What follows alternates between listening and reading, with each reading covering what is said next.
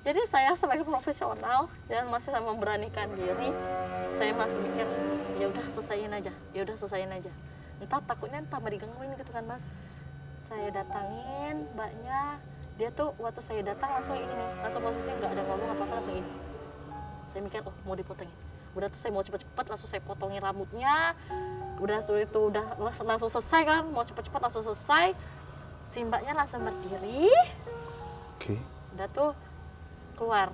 Yang buat saya sampai sekarang takut dan masih terngiang dengan posisi mbak itu, yaitu mas, dia udah depan pintu. Saya juga saya mau ngeliat kan ini dia masih ada tuh enggak nih, dia masih ada enggak nih. Waktu saya noleh ke dia dan si mbaknya juga noleh ke saya, tahu nggak mas dia kenapa, dia ngapain? Dia sesenyum manis, senyum lebar sama saya yang buat saya takut. Langsung saya tanpa babi bu, tanpa apa-apa langsung saya lari ke tempat teman saya di belakang. Dan itu saya langsung ketemu teman-teman tuh langsung gemeter kayak gini. Dia bilang, ini kenapa? Kamu kenapa? Saya langsung, belum ada ngomong sama sekali, karena itu udah takut sekali mas kan. Ketakutan, itu langsung dia ngomong, ini kenapa? Ini kenapa? Langsung udah saya waktu tenang, saya bilang kayak gini, ayo closing, nggak usah lagi, ayo closing, langsung cepat pulang. Nanti aja, besok aja bersihin, ayo closing sekarang langsung pulang. Saya bilang kayak gitu. Teman saya panik melihat saya dengan posisi kayak gitu, tanpa basa-basi langsung pulang. Itu saya nggak, dalam artian situ saya nggak pernah lepas dari teman saya karena saya udah ketakutan mas. Udah dari situ saya udah memutuskan tuh resign, nggak ada lagi saya mau datang lagi ke sana, nggak ada lagi saya mau datang lagi ke sana.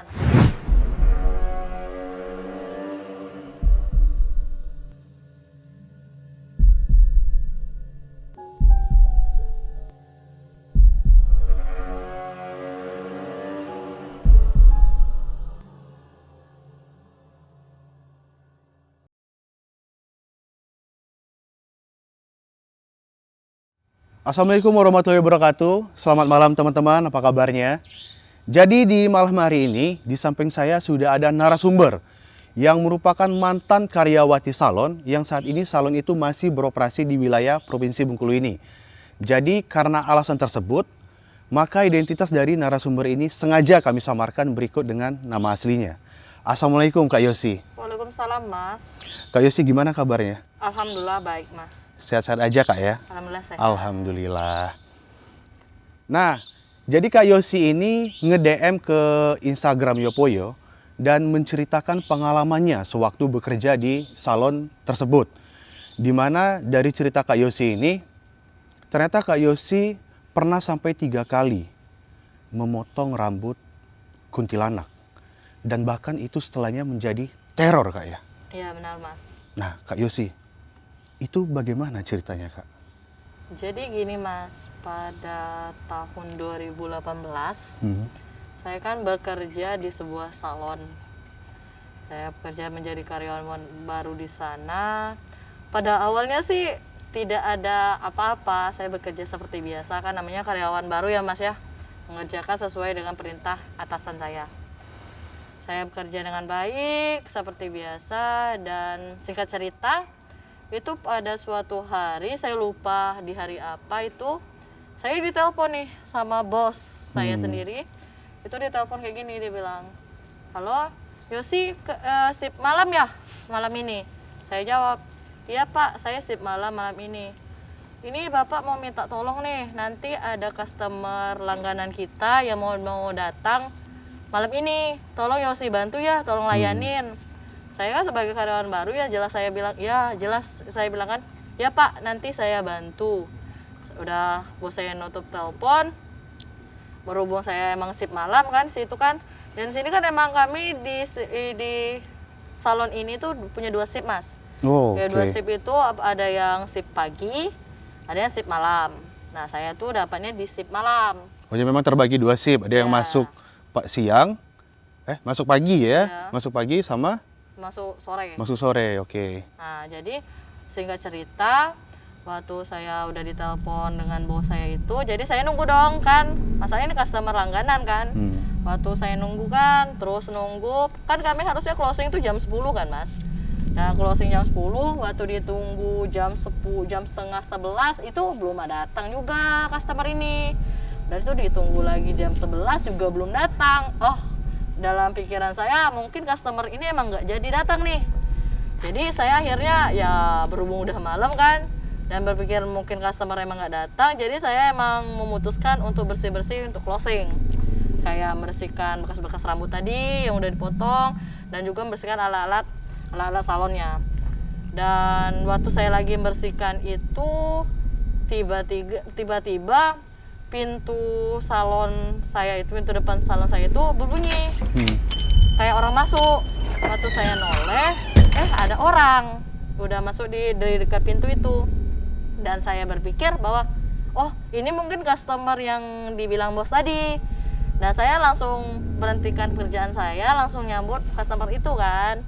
Langsung saya nyambut, ini mbaknya yang customer yang ditunggu ya. Si mbaknya itu cuma ngangguk. Nah, mungkin dan saya sudah melihat responnya kayak gitu. Saya sebagai karyawan ya langsung mempersilahkan mbaknya langsung duduk ke tempat meja rias. Sebentar, ini berarti Kak Yosi sempat nunggu sampai tengah malam berarti ya? Iya, itu tepatnya mungkin waktu dia datang tuh sekitar jam setengah 12 deh, kalau nggak salah. Nah, waktu itu singkat cerita lagi ya Mas ya, mbaknya langsung duduk di tempat kursi untuk potong rambut itu, dan saya kan sebagai karyawan langsung nanyain kan, ini mau diapain mbak? Dia bilangin kan, si mbaknya cuma jawab potong, dan langsung tangannya kayak gini. Nah, saya minta oh potong rambut kan. Dan akhirnya saya langsung ngambil alat-alat potong rambut untuk gunting rambutnya. Nah, saya kan biasa kan kalau misalnya kalau ada customer harus diajak ngobrol kan, biar harus ramah. Saya ajak ngobrol, respon mbaknya juga masih seadanya. Udah tuh setelah proses saya potong rambutnya, setelah selesai si mbaknya langsung berdiri, dan saya kan sebagai karyawan langsung bilang terima kasih mbak, semoga bagus rambutnya dan datang lagi ke sini. Dan mbaknya langsung berdiri, langsung keluar. Itu langsung keluar aja? Iya. Nggak ada basa-basi atau bayar gitu?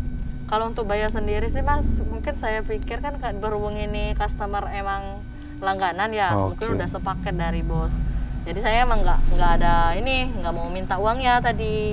Jadi memang langsung keluar aja dianya? Iya, langsung keluar aja. Setelah mbaknya keluar pun saya langsung beres-beres kan, karena mau closing udah malam. Udah saya beres-beres, membersihkan bekas rambut yang potong tadi, membersihkan alat-alat salon yang digunakan tadi, dan saya langsung closing, langsung pulang.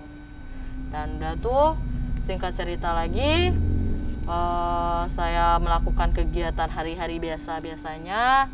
Dan kan kalau bos kami itu kan setiap bulan bakalan ada evaluasi atau survei ke lokasi kan. Kunjungan ke salon ini tadi? Salon kan. Nah, waktu saya lagi ngelayanin customer, itu bos saya tuh kan waktu udah ngobrol sama teman-teman yang lain, itu nanya gini, nyeletuk kayak gini. Ini yang malam sipnya siapa? Dia bilang kayak gitu kan. Teman-teman yang saya yang lagi ngobrol tuh langsung jawab, itu si Yosi pak. Yosinya mana, sini dulu. Nah, waktu nama saya dipanggil kayak gitu, saya langsung datang dong ke tempat bos. Dan saya nanya, kenapa bos? Ini Yosi, nanti ada customer bapak lagi nih, yang customer langganan, tolong dibantu ya, dilayanin. Saya langsung jawab, ya pak, nanti Yosi layanin, saya bilang kan. Dan saya lanjut pekerjaan lagi kan, yang tertunda tadi. Singkat cerita, setelah malam pun saya masih sama kan, closing kami harus jam 10, ternyata customernya belum datang juga nih. Saya tungguin sampai customer datang, dan customer itu datang sekitar jam setengah 11. Jam setengah 11 customer datang, dan pada awalnya sih saya mikir ini customer yang berbeda nih. Ternyata Mas, yang buat saya kaget juga itu ternyata si mbak yang sama waktu di malam yang bos nyuruh saya nunggu customer langganannya. Mbak yang pertama kali datang ini? Iya, mbak yang sama waktu sebulan yang lalu. Dan yang buat saya lagi bingung, itu perawakannya sama persis. Maksudnya perawakan gimana? Bajunya, baju merahnya. Baju merah? Iya, dress merahnya yang dia pakai. Udah tuh. Dan yang buat saya sampai sekarang yang masih ingat itu, yang buat saya merinding, Itu rambutnya mas, rambut sepinggul dia. Maksudnya ini gimana? Rambut sepinggul ini? Kan emang waktu sebelum di bulan yang lalu dia kan potong rambut tuh rambutnya masih sepinggul mas. Sepinggul kan udah saya potong pendek kan segini. Waktu sebulan dia datang ini, ya waktu pertemuan kedua ini rambutnya sama lagi, panjang sepinggul lagi. Rambutnya sama lagi sepinggul tadi. Dan itu secara logika ya mas ya, mau sebagus apapun rambut orang, untuk jangka waktu untuk manjangin rambut untuk sepinggul yang udah dipotong sependek bahu itu tuh lama. Dan itu udah saya masuk, ini udah nggak benar nih, saya pikir kan.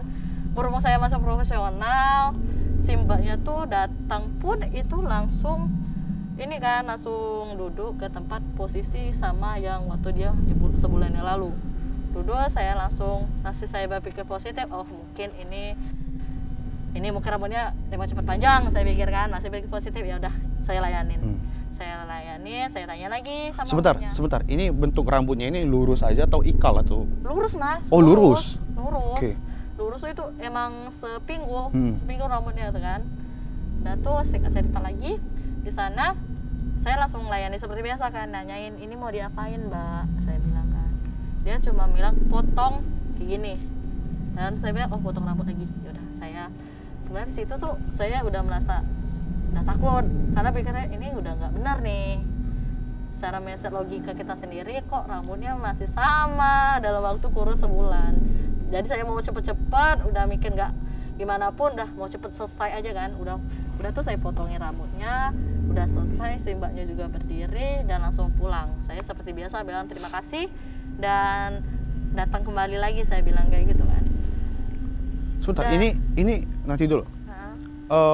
Wajah itu kayak orang atau gimana sih wajahnya? Untuk wajahnya sendiri kayak orang biasa mas, kayak orang biasa, persis kayak orang biasa, tapi mungkin ini mas yang sedikit yang nggak ngajal juga ya. Untuk ekspresinya sendiri tuh ekspresi orang dingin kayak gitu loh mas, ekspresi dingin. Dan juga satu hal lagi mas yang buat saya tuh sampai sekarang juga masih ingat, itu bau badannya itu wangi banget mas. Wangi ini dalam artian wangi bunga yang 7 rupa kayak gitu loh. Oh, kembang 7 rupa. Iya, kembang 7 rupa itu wangi banget mas. Itu bau dia tuh wangi. Itu baunya cuma di pertemuan kedua aja? Enggak, emang dari pertemuan pertama emang bau wangi kan. Saya mikir mungkin parfum dia atau gimana. Dan pertemuan kedua juga itu masih bau wangi. Nah, mbak kan sempat motong itu, potong rambutnya. Itu rambutnya hilang atau masih tetap di situ? Ada, kan saya bersihin. Jelas-jelas ada rambutnya di situ. Oh, masih ada rambutnya? Ada. Jadi cerita lagi ya mas ya. Udah saya pikir ini udah nggak benar. Saya akhirnya cepet-cepet untuk closing mau pulang. Dan yang buat saya sampai sekarang, yang buat saya berpikir ini bukan manusia, setelah saya pulang itu saya ngerasa diganggu kayak gitu mas. Setelah pertemuan kedua saya ngerasa tuh diganggu di sini tuh mas. Di salon diganggu? Enggak, di kosan saya kan. Saya pulang ke kosan tuh kan, udah closing, saya pulang ke kosan. Itu tuh saya merasa saya digangguin terus mas. Terus dalam artian pada awalnya saya pikir waktu pertemuan pertama itu kan setiap saya mau nyapu kosan, depan kosan saya itu ada rambut. Dan di kamar mandi saya rambut. Pada awalnya saya berpikir oh ini mungkin rambut saya atau rambut teman saya, nggak saya pikir kayak gitu kan. Dan juga ada berapa saat itu ada wangian bau melati di kosan saya. Saya pikir oh mungkin masih mindset saya, otak saya yang masih waras ini, saya berpikir ini masih biasa lah, mungkin emang ada yang pakai parfum melati atau sebagainya kan. Waktu udah pertemuan kedua ini yang mas, yang buat saya ini udah bukan hal yang wajar deh. Kalau udah pertemuan kedua ini mas, saya tuh sering banget ketindihan. Tahu ketindihan nggak sih mas? Oh, ketindihan waktu ketika tidur itu jadi kayak ada orang nekan di badan kita ini ya? Benar. Itu saya sering ketindihan. Dan juga ada suatu saat itu saya lagi main handphone tuh kan. Kayak ngerasa ada rambut kayak gitu yang nutupin saya, selibas ada rambut kayak gitu. Padahal di situ posisinya saya lagi pakai bando. Dalam artian kalau rambut saya Itu nggak mungkin. Banyak di muka. Iya, banyak tuh nggak mes, tapi kayak orang yang rambutnya dimainin kayak gitu loh. Oke. Paham nggak sih mas? Ngerti. Nah, kayak gitu. Dan kalau dipikir rambut teman saya, sentuh saya sendiri di kosan. Saya masih waktu pertama kemarin waktu itu kan mikir ini udah nggak bener nih. Ini bukan lagi pikir logika saya nih. Ini udah ada yang ganggu saya pikir kayak gitu. Jadi pas Mbak ketindihan nih, ketindihan itu ngelihat nggak siapa yang nindih? Enggak mas. Oh enggak. Nggak mati ngeliat tuh enggak, tapi ngerasa sih ada something yang menindih saya tuh kerasa banget. Masalahnya katanya ya namanya kayak orang ditindih ya, rasanya berat kayak gitu. Saya mau gerak tuh nggak bisa. Itu kejadian setiap hari berarti? Setiap hari tuh, dibilang setiap hari tuh enggak mas, tapi berapa kali tuh sering kejadian tuh. Kayak itu terus yang setiap hari tuh yang ada rambut di depan kosan saya. Oh, jadi itu yang setiap hari? Itu yang setiap hari. Ada terus? Ada terus, tapi setelah saya pikir-pikir lagi, saya udah nyatuin masalah yang pertama dan kedua, ini bukan rambut saya deh. Karena dalam sini ini bukan rambut saya, karena panjang rambutnya tuh sepinggul mas. Kan sedangkan di kosan kami itu mayoritas rambutnya tuh pendek-pendek semua, paling panjang lah segini. Gak ada yang sepinggul. Itu yang buat saya tuh, ini udah nggak bener. Udah nggak benar. Dan yang buat satu hal lagi yang buat saya takut sampai sekarang mau ke kosan itu pun lagi, itu waktu saya lagi keluar dari toilet. Saya kan keluar dari toilet tuh, waktu keluar yang mas mau tahu apa? Si mbak itu duduk di depan meja rias saya. Si mbak yang 2 kali pertemuan duduk di depan meja rias saya mas. Itu persis sama dia? Iya persis. Kak Yosi lihat sendiri tuh? Iya, dia duduk di depan meja rias saya. Setelah saya lihat itu saya langsung kabur mas, langsung teriak kayak nggak tahu gimana lagi, langsung kabur saya ke depan, langsung teriak nggak jelas, sampai teman saya di kosan sebelah itu langsung keluar, ini kenapa kamu, dia bilang kayak gitu. Saya langsung bilang ada orang di kosan saya, dia bilang gitu. Kamu bohong, dia bilang kayak gitu. Serius, saya segak kan, dia berkata, saya langsung sedikit meninggi suara saya, langsung saya serius, ini ada. Bohong, ayo, saya bilang ke dalam. Langsung saya ngajak ke dalam, dan yang buat saya merinding sampai sekarang, si mbak yang ada di depan meja rias saya itu nggak ada, mas. Udah hilang waktu dilihat lagi. Tapi Kak Yosi lihat di situ, itu dia ngapain di situ? Yang buat saya lagi, yang buat saya teringat lagi mas, si mbaknya itu depan meja rias saya, dia lagi nyisir kayak gini, lagi nyisir mas, lagi nyisir, makanya sisir saya. Pakai sisir saya ngadep ke kaca kayak gini, dia nyisir mas. Itu yang buat saya tuh, ini udah diganggu nih dengan dia. Pertemuan udah ketiga loh mas, ini sampai dia datang ke kosan saya loh.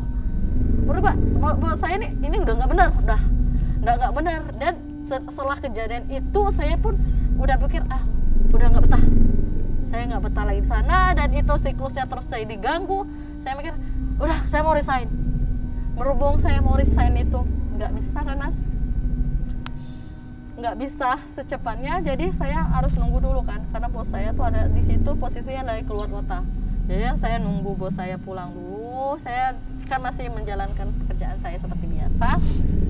Entah kenapa ya mas ya, mungkin saya sial atau gimana, pada malam shift saya kerja malam lagi, mbaknya datang lagi mas.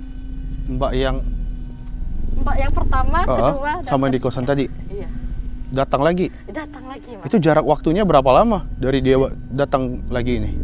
Untuk jaraknya berapa hari? Saya nggak tahu sih mas, untuk berapa harinya saya lupa.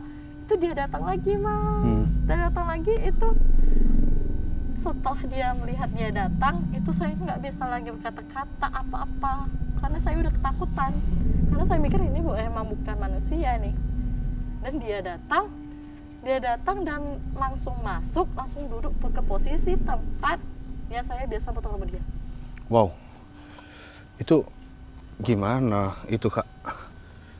Ya, perasaan Kak Yosi itu? Ya campur aduk mas. Saya mau teriak tapi takut nanti dibilang alay sama teman-teman yang lain kan. Jadi saya sebagai profesional dan masih saya memberanikan diri, saya masih mikir ya udah selesaiin aja. Entar takutnya tambah digangguin gitu kan mas. Saya datangin mbaknya, dia tuh waktu saya datang langsung ini, langsung posisi nggak ada ngomong apa-apa langsung ini. Saya mikir oh mau dipotongin. Udah tuh saya mau cepet-cepet langsung saya potongin rambutnya. Udah itu udah langsung selesai kan, mau cepet-cepet langsung selesai. Si mbaknya langsung berdiri. Oke. Udah tuh keluar. Yang buat saya sampai sekarang takut dan masih terngiang dengan posisi mbak itu, yaitu mas, dia udah depan pintu. Saya juga mau ngeliat kan ini dia masih ada tuh enggak nih, dia masih ada enggak nih. Waktu saya noleh ke dia dan si mbaknya juga noleh ke saya, tahu nggak mas dia ngapain? Dia senyum lebar sama saya yang buat saya takut. Langsung saya tanpa babi bu, tanpa apa-apa langsung saya lari ke teman saya di belakang. Dan itu saya langsung ketemu teman-teman tuh langsung gemetar kayak gini. Dia bilang, ini kenapa? Kamu kenapa? Saya langsung belum ada ngomong sama sekali karena itu udah takut sekali mas kan, ketakutan. Itu langsung dia ngomong ini kenapa? Langsung udah saya waktu tenang, saya bilang kayak gini, ayo closing, nggak usah lagi, ayo closing, langsung cepat pulang. Nanti aja besok aja bersihin. Ayo closing sekarang langsung pulang. Saya bilang kayak gitu. Teman saya panik melihat saya dengan posisi kayak gitu, tanpa basa-basi langsung pulang. Itu saya nggak, dalam artian di situ saya nggak pernah lepas dari teman saya karena saya udah ketakutan mas. Udah dari situ saya udah memutuskan tuh resign, nggak ada lagi saya mau datang lagi ke sana, nggak ada lagi saya mau datang lagi ke sana.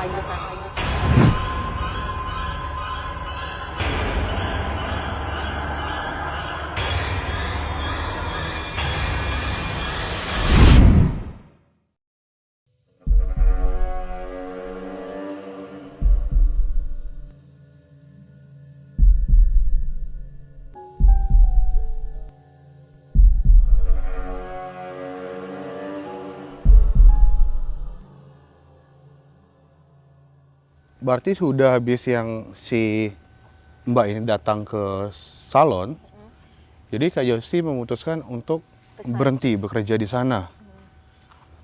Wow, itu pengalaman yang luar biasa loh Mbak. Ya, Mas. Nah, sudah memutuskan untuk berhenti bekerja itu, apakah Kak Yosi tahu siapa sebenarnya Mbak ini tadi, dan atau mungkin memang tempat salon itu angker menurut Kak Yosi? Bagaimana tanggapan Kak Yosi? Jadi gini mas, tadi sedikit menceritakan lagi kan. Jadi saya tuh kan pada awalnya masuk ke salon ini kan karena dimasukin oleh paman saya. Paman saya ini adalah salah satu pekerja dengan bos saya ini kan. Oh, oke. Jadi secara teknis saya ini karena berhubung saya dimasukin dengan paman saya ini, saya minta saran kepada paman saya ini gimana sih mau resign di sini biar nama baik paman saya juga nggak buruk kan. Jadi saya datanginlah paman saya ini kan, minta saran. Jadi waktu saya datang sana dia ngomong kayak gini, kamu resign kenapa? Pada awalnya saya bilang kayak gini, nggak apa-apa, nggak nyaman, mau resign aja. Saya bilang kayak gitu mas. Udah tuh mungkin paman saya merasa ini saya nggak jujur, ditanya lagi, coba jujur kenapa. Akhirnya saya ceritain persis sama apa yang saya ceritain sama Mas Adi. Waktu saya ceritain, si paman saya ini pada awalnya cuma diam aja. Terus saya melihat ini rasanya ini sedikit ngeganjal, saya tanyain, emang kenapa? Saya bilang kayak gitu kan. Setelah mungkin paman saya ngelihat bahwa saya ini udah kasihan, akhirnya si paman saya ini ngomong kayak gini, si cewek itu emang bawaan dari bos kita, dia bilang kayak gitu. Dan mungkin paman saya merasa kasihan, dia bilang ya udah resign aja, baik-baik nanti di sana. Mungkin si cewek itu sukanya sama kamu, makanya kamu digangguin, dia bilang kayak gitu. Paman juga kasihan sama kamu, lebih baik kamu resign aja nanti, dia bilang kayak gitu. Dan akhirnya Kak Yosi memutuskan untuk benar-benar keluar dari kerjaan itu. Ya, langsung benar-benar keluar dari kerjaan itu. Berarti dari cerita Kak Yosi ini ya, benang merah yang bisa kita simpulkan sini sebenarnya berarti si Mbak ini tadi bisa jadi bawaan dari bos ini tadi. Iya. Apa sih kegunaannya ya?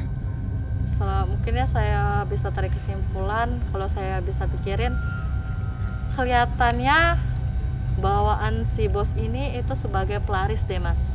Oh. Karena kita lihat sendiri usaha-usaha bos saya ini nih banyak mas, dan itu mayoritas pelanggannya tuh banyak. Oh iya? Ya kalau saya nggak tahu ya mas, Oh. ini benar atau enggak, tapi secara saya simpulkan sendiri bahwa ini itu pelaris dia. Menurut Kak Yosi seperti itu? Iya. Dan itu yang buat saya tuh sampai sekarang trauma mas. Sampai sekarang pun Masih trauma. masih trauma ya? Iya. Iya teman-temannya, sebenarnya ini kalau saya lihat memang Kak Yosi ini gugup kayak, Iya benar mas. masih kebayang berarti. Iya. Saya pun berani cerita di sini untuk nyembuhin trauma ini lama mas. Maka berani ngomong ini sebagai pengalaman untuk semuanya.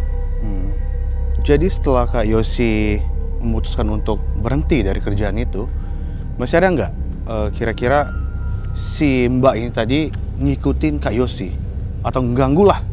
Masih ada? Untuk ganggu sendiri rasanya nggak ada lagi mas. Tapi berhubung saya tuh trauma, apalagi ngelihat senyum si mbaknya waktu terakhir ketemu itu yang sampai sekarang masih terbayang, itu saya merasa dia tuh kayak ada berapa kali tuh masih ada di dekat saya. Tapi sebenarnya itu cuma perasaan saya aja sih mas. Tapi yang jelasnya sampai sekarang pun ya, Kak Yosi masih sangat trauma dengan kejadian itu. Iya. Iya teman-teman ya, soalnya dari tadi kalau saya lihat, ini sebenarnya Kak Yosi agak gugup untuk menceritakan kejadian yang pernah Kak Yosi alami Kak ya. Ya benar mas.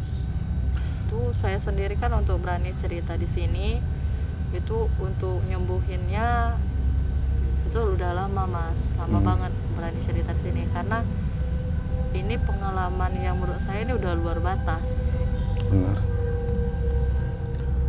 Tapi alhamdulillah sekarang Kak Yosi baik-baik aja Kak ya. Alhamdulillah mas. Alhamdulillah. Tapi seandainya kalau disuruh balik lagi kerja sana gimana? Nggak mau mas. Nggak mau lagi? Nggak mau bener. Jadi ya teman-teman, itu dia tadi cerita dari Kak Yosi ya. Ya bagaimanapun ada hal yang sebenarnya yang terjadi pada setiap orang itu di luar batas apa yang dipikirkan oleh logika kita. Dan inilah cerita seperti yang Kak Yosi sampaikan tadi. Nah, bagi teman-teman yang memiliki kisah horor, mistis, dan bersangkut juga dengan tragedi sejarah atau budaya, itu bisa langsung DM ke Instagram kita, nih, Yopoyo, dan bisa juga untuk tulis di kolom komentar.